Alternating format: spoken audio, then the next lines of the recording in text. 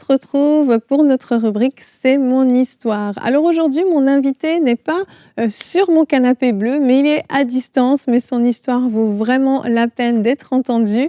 Il s'agit de Noël Duval. Bonjour Noël. Bonjour, Tu vas bien? ça va très bien et vous? Ça va très bien, merci. Je suis ravie de t'accueillir, non pas sur place, mais dans C'est mon histoire, pour que tu nous partages ton histoire qui est quand même assez exceptionnelle, comme je le disais. Une histoire qui aurait pu tellement mal finir, mais qui finit merveilleusement bien. Alors, pour te présenter rapidement, toi, tu es né, tu fais partie de la communauté des gens du voyage et tu C'est es né ça. dans une famille qui n'était pas particulièrement croyante. Tu avais cependant un Mhm, oncle qui était chrétien. c'est ça, Et puis, c'est ça. tu as eu une enfance quand même un peu difficile, on va dire, puisque dès l'âge de 6 ans, tu as été placé en internat, donc séparé de ta famille. Comment ça s'est passé ces années-là? Alors, on va dire qu'au début, c'était un peu, j'étais enfant, donc véritablement, je comprenais pas véritablement ce qui m'arrivait. J'ai évolué au fur et à mesure de ma vie en vivant avec des gens de ma communauté qui étaient aussi placés dans l'internat. Mais il y avait aussi d'autres personnes parce que c'était un internat qui était pour les forains et les bateliers. Et si vous voulez, les années ont passé. À partir de 10, 12 ans, on va dire, j'ai commencé à prendre conscience que j'étais pas trop élevé dans ma famille plutôt que, enfin, j'étais plus élevé dans un internat que dans ma famille. Et à ce moment-là, j'ai commencé à vivre mon éducation à travers les gens avec qui je vivais à l'internat, en fait. C'est ça. Il m'arrivait des fois de rester 15 jours, par exemple, de rester 15 jours dans l'internat et de pas voir mes parents pendant 15 jours. C'est Mais très long quand on est un enfant. oui, c'est très long. Oui, c'est très long parce que moi j'avais, enfin, aujourd'hui avec le recul, on se rend compte que dans mon éducation, j'aurais aimé avoir beaucoup plus mes parents près de moi. Bien sûr, ce qui est complètement normal. Et tu vas rester à l'internat jusqu'à tes 16 ans. Et puis C'est ça. ensuite, une fois sorti de l'internat, pas beaucoup de repères, puisque justement, finalement, il n'y a pas eu vraiment d'éducation qui a été faite, en tout cas pas par tes parents. Et tu vas Mhm. décider de partir en mission, comme tu l'appelles, hein, avec la communauté des gens du voyage. Donc c'est comme une église qui se déplace, c'est bien ça? C'est ça, exactement. En fait, je suis dans la communauté des gens du voyage. Je vais dans une église évangélique dans un mouvement avec qui nous étions avant. Et en fait, on part sur le voyage avec des caravanes. Et à ce moment-là, je participe à une réunion. Je participe à une réunion et au bout d'une quinzaine de jours, je ressens vraiment une présence dans mon cœur qui me bénit, qui me fortifie en fait à ce moment-là. Mais et je reçois le baptême du Saint-Esprit en fait. Je reçois le don Wow. de parler en langue.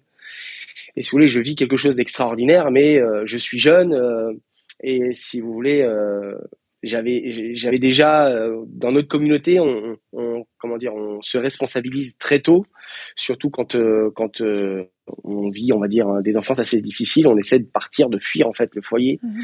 Et je m'étais déjà mis en couple avec une personne un peu plus jeune que moi. Et je vivais, si vous voulez, en couple avec une fille, mais véritablement, je ne connaissais rien de ce que c'était de la responsabilité. J'étais immature et je connaissais pas la vie. Et donc, quand je suis rentré chez moi, si vous voulez, 15 jours après, je suis passé par les eaux du baptême, après mes 16 ans. Donc, je suis passé par les eaux du baptême. J'ai vécu donc l'expérience avec le Saint-Esprit où j'ai reçu le baptême du Saint-Esprit. Et je suis rentré chez moi, après à Paris, au bout de 15 jours. Et si vous voulez, je suis retombé dans le foyer, dans mes parents où j'étais, avec qui j'étais, ou avec qui ça se passait bien, vraiment. Mais ensuite, j'ai continué à fréquenter des gens de ma ville et j'étais très influençable. C'est Alors ça. j'allais dans... C'était des mauvaises fréquentations finalement qui t'ont entraîné C'est ça. dans quel type de problème? Alors, en fait, je faisais de la boxe. Je faisais beaucoup de boxe. J'étais boxeur pendant des années. Et ensuite, si vous voulez, parallèle, je faisais tout ce qui était petit vol, petit cambriolage, jusqu'au moment où je suis rentré un peu dans le banditisme. Les années ont passé, j'ai évolué dans un système où j'ai commencé à faire des braquages et je me suis fait interpeller en 2009 pour un vol avec arme et c'est là où tout a basculé dans ma vie. C'est ça, Je tu es me suis fait interpeller. interpellé, tu te retrouves en garde à vue. Dans cette garde à vue, est-ce que tu penses à Dieu? Est-ce que tu te souviens de Dieu? Parce que tu l'avais quand même vraiment mis de côté pendant cette période. Comment ça se passe? J'ai com- j'ai complètement mis Dieu de côté, c'est vrai, pendant toute cette période. Je pensais pas à Dieu, en fait. Je pensais pas à Dieu. Pourtant, il y avait des choses de temps en temps qui me revenaient où Dieu réapparaissait dans ma vie, si vous voulez, en me disant Mmh. que je suis toujours là, en fait. Je suis toujours là, ne m'oublie pas, car je ne t'oublierai pas. Et à un moment donné, quand je suis arrivé dans cette garde à vue, où je fais 96 heures de garde à vue, c'est extrêmement long. Je suis interpellé, des gens de ma famille sont interpellés. Je rentre dans un système où j'emmène des gens avec moi, en fait. Mmh. Ça devient grave. Et Ouais. quand je me rends compte que ça devient très grave, je me dis, mais mon Dieu, qu'est-ce que j'ai fait, quoi. Et c'est là, en fait, que je prends conscience de la gravité du problème. Et il se passe 4 jours, et au bout de 4 jours, je suis interpellé, donc je suis renvoyé en prison. Je suis comment dire, interpellé dans une affaire criminelle pour des vols avec Mmh. armes. Et je passe 1 an de mandat de dépôt en criminel, 1 pendant un an, an d'emprisonnement. c'est ça, 1 an de prison. Pendant cette année, tu vas pas vraiment, te redonner à Dieu, t'accrocher à Dieu. C'est pas taboué dans cette période-là? Alors, si, c'est ma bouée. Si, c'est ma bouée, mais c'était pour mon intérêt. Mmh. C'est pour l'intérêt personnel, en fait. C'est pas pour dire que je vis avec Dieu, parce que véritablement, sans lui, je ne peux rien faire. J'appelle Dieu parce que je souffre là où je suis. Et la Bible, elle le dit, quand un malheureux crie, l'Éternel l'entend. Mais la vérité, c'est que même là, en souffrant dans cette prison, parce que même si aujourd'hui la prison, c'est pas la prison d'il y a 30 ou 40 ans, c'est des tensions quand même où ça se passe bien, où on est bien loti, on n'est pas maltraité, enfin ça se passe très bien. Et ben on a quand même ce manque de notre famille, on vit enfermé sur une porte où il n'y a pas de clenche.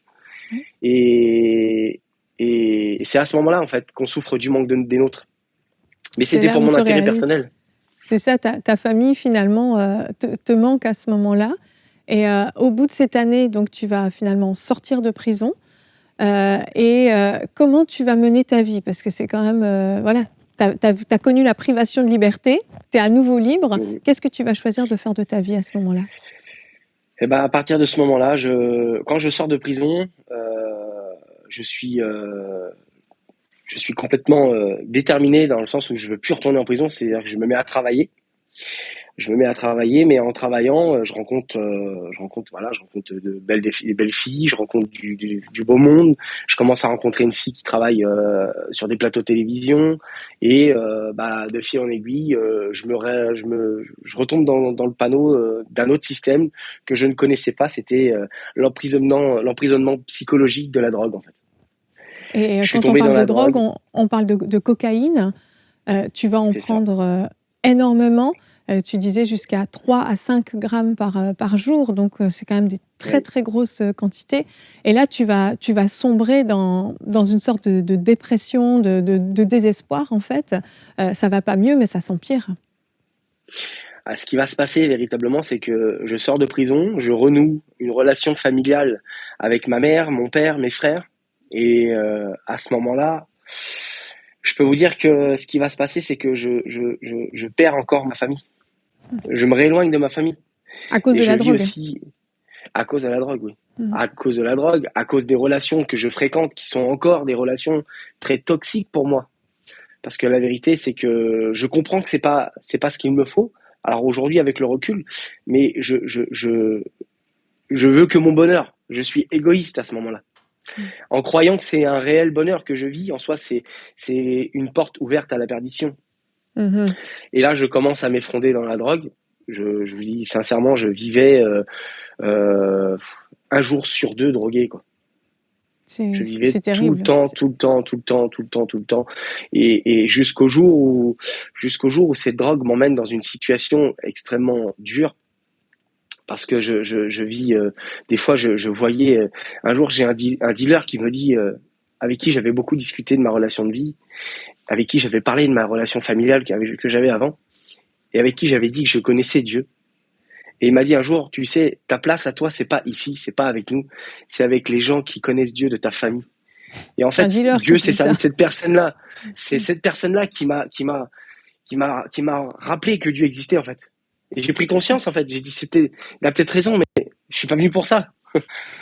C'est fou, c'est fou. Et un jour, tu vas Ah ouais, recevoir c'est un très fou. Ouais. appel de ta tante qui t'annonce que ton C'est père ça. est hospitalisé, qu'il est sur le point de mourir.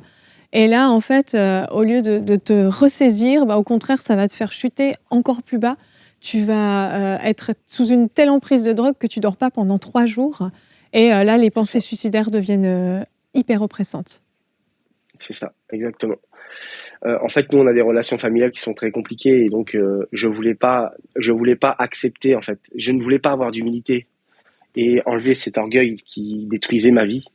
Et j'avais décidé de rester à l'écoute de mes vieux démons qui me disaient qu'il fallait que je boive de l'alcool, que je me drogue et qu'à la fin je me suicide, quoi. Et en fait, pour vous faire bref, je m'approche de ce train. Je suis sur une ligne de chemin de fer, je veux me suicider. Et en m'approchant de cette ligne de chemin de fer, je suis en pleurs, je m'en souviendrai toujours, je souffre à l'intérieur de moi, et je me dis comment sortir de cette situation, en fait. Comment sortir? Et en fait, à ce moment-là, mon cœur, mon âme souffre tellement, et ben c'est Dieu qui vient à travers tout ça pour résoudre le problème. Le Saint-Esprit me donne cette humilité de comprendre qu'il faut pas que je me suicide et qu'il faut que je renoue avec ma famille et que c'était lui qui allait reconstruire. C'est fou. Donc là, Et tu es sur donc, le bord des rails. La c'est ça, conductrice klaxonne. C'est comme là, tout c'est à coup, ça, tu réalises ce que tu es en train de faire et tu réalises qu'en fait, Dieu est toujours là, en fait. Et là, exactement. tu vas décider de partir, retourner voir, aller voir ton père à l'hôpital qui demande effectivement énormément d'humilité, de venir voir ta famille. Ton frère va t'accueillir à l'entrée de l'hôpital et il voit l'état dans lequel tu es, qui C'est le ça. choque beaucoup. Et là, tu rentres dans cette chambre d'hôpital, tu vois ton père allongé sur le lit qui est mourant. Comment ça se passe? Bah, avant de rentrer dans l'hôpital, déjà dans le couloir, c'était un long couloir de 20 mètres à peu près, 20-30 mètres. Et déjà à l'intérieur de moi, cette culpabilité d'avoir fait souffrir ma famille, en fait. Mmh. Et quand je rentre voir mon père, je vois mon père qui est allongé et je vois qu'il peut pas parler. Sa seule manière de s'exprimer, c'est son regard, en fait. Et quand il me regarde et qu'il me dit, enfin, ses yeux coulent, ses yeux coulent de larmes. Et je comprends, en fait, que mon père, il est heureux de me voir. Il était content de me voir. Il me serre la main et il me fait comprendre, en fait, qu'il m'avait pardonné, que je lui demande pardon. Je crie pardon. Je m'agenouille au pied de son lit et je lui dis, mon père, aujourd'hui, je vais reconstruire ma vie avec vous, avec Dieu. Je reconstruis tout avec vous. Et je délaisse cette vie de drogué, de tué par l'alcool, par la drogue, par l'anxiété, l'angoisse, par les démons qui sont venus me détruire. Et je veux tout reconstruire aujourd'hui. Et quand je dis ça, mon père retombe dans le coma, quelques heures après. Et quand mon père retombe dans le coma, je sors de cet hôpital et je rentre chez moi me reposer. Et quand je rentre chez moi me reposer, le lendemain, je viens à l'hôpital et je discute avec mon frère et il me dit, mon frère, je veux t'avouer quelque chose, papa a donné sa vie à Dieu. Papa, aujourd'hui, c'est un chrétien, il a donné sa vie à Dieu sur le lit de mort. Cette expérience m'a fait comprendre que ma famille priait pour moi, en fait. Ma famille priait pour moi et en fait, j'étais emprisonné. J'étais emprisonné et ça me rappelle des moments de la parole de Dieu où Pierre, il est emprisonné et l'église prie à l'extérieur de cette prison et quand les chrétiens prient pour quelqu'un qui est emprisonné, que ce soit dans une prison physique ou psychologique, Dieu est capable de nous faire sortir de cette situation. Et j'ai compris à ce moment-là que mon père était sauvé et qu'il fallait que je reconstruise ma vie. Et à partir de là, mon père est parti auprès du Seigneur. Il est mort 3 jours après. Et quand il est mort, j'ai reconstruit véritablement ma famille entière. J'ai renoué avec ma mère, avec mes frères. Aujourd'hui, j'ai une relation magnifique avec mes frères. Ils sont tous chrétiens. La plupart sont serviteurs de Dieu. Et aujourd'hui, on rentre tous dans l'appel que Dieu nous a donné, car on a stoppé cette malédiction générationnelle sur la vie que nous avions avant. Waouh, c'est magnifique, vraiment. Noël, merci beaucoup de partager cette histoire. Ça demande beaucoup de courage de raconter tout ça. Ouais. Merci pour ton humilité, merci pour ta force et puis tellement reconnaissante de voir ce que Dieu a fait dans ta vie. Aujourd'hui, tu es mariée, tu as 3 enfants. C'est ça. Et puis, tu as goûté enfin au bonheur, au vrai bonheur. Et il n'y a que Jésus qui pouvait te l'offrir. Exactement. Vraiment, Dieu a tout reconstruit. Amen, amen. Merci beaucoup, Noël, d'être venu raconter ton histoire avec toute cette émotion. On sent que ça te touche encore. C'est tellement normal. Et vraiment, merci Seigneur pour ce qu'il a fait dans ta vie. Merci et merci beaucoup. à toi. Merci.